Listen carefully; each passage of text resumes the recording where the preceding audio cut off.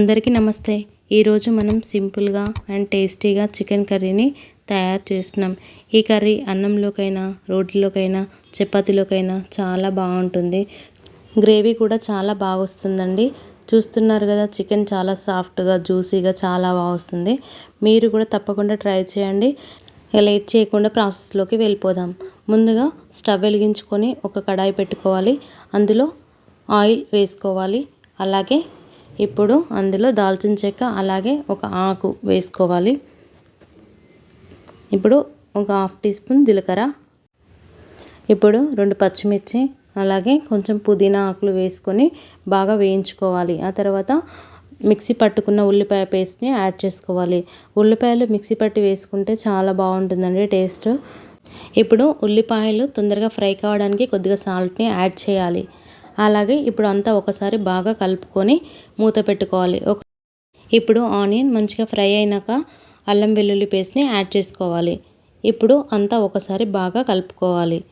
పచ్చివాసన పోయేంత వరకు కలుపుకోవాలి.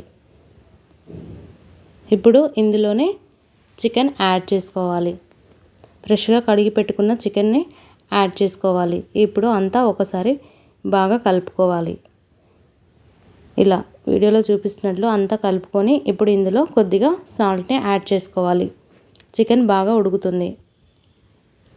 ఇలా మూత పెట్టుకొని ఉడికించుకోవాలి. ఒక 10 మినిట్స్ తర్వాత చికెన్ మొత్తం ఇలా ఫ్రై అయిపోతుంది. ఇప్పుడు ఇందులో పసుపు, అలాగే కారం యాడ్ చేసుకోవాలి. రుచికి సరిపడినంత, మీరు ఎంత కారం తింటారో అంత యాడ్ చేసుకోవాలి. అలాగే ధనియాల పొడి వేసుకోవాలి. ఇప్పుడు అంతా ఒకసారి బాగా కలుపుకోవాలి.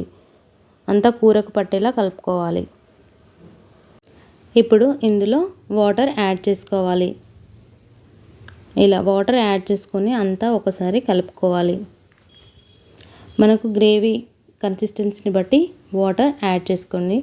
అలాగే ఇప్పుడు మంచిగా మూత పెట్టి ఒక 15 మినిట్స్ మీడియం ఫ్లేమ్లో ఉడికించారంటే ఇప్పుడు ఇలా మసులుతుంది. అలాగే నూనె కూడా పైకి తేలుతుంది. ఇలా మసలేటప్పుడు ఇందులో కొబ్బరి పొడి, అలాగే గరం మసాలా యాడ్ చేసుకోవాలి.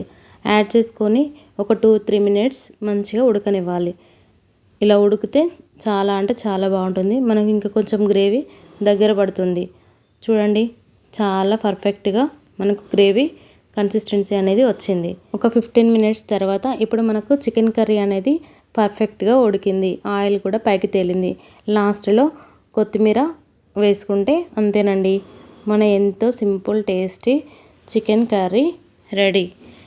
ఈ కర్రీ అన్నంలోకి, రోటీలోకైనా, చపాతీలోకైనా చాలా బాగుంటుంది. మీరు కూడా ఇంట్లో ఒకసారి ఇలా ట్రై చేయండి. తప్పకుండా ఇంట్లో వాళ్ళందరికీ నచ్చుతుంది. చాలా బాగుంటుంది. ఈ వీడియో కనుక మీకు నచ్చినట్లయితే లైక్ చేయండి, షేర్ చేయండి, సబ్స్క్రైబ్ చేయడం మాత్రం మర్చిపోకండి. ఇలాంటి రెసిపీస్ కోసం మన ఛానల్ని ఫాలో అవ్వండి. Thank you for watching.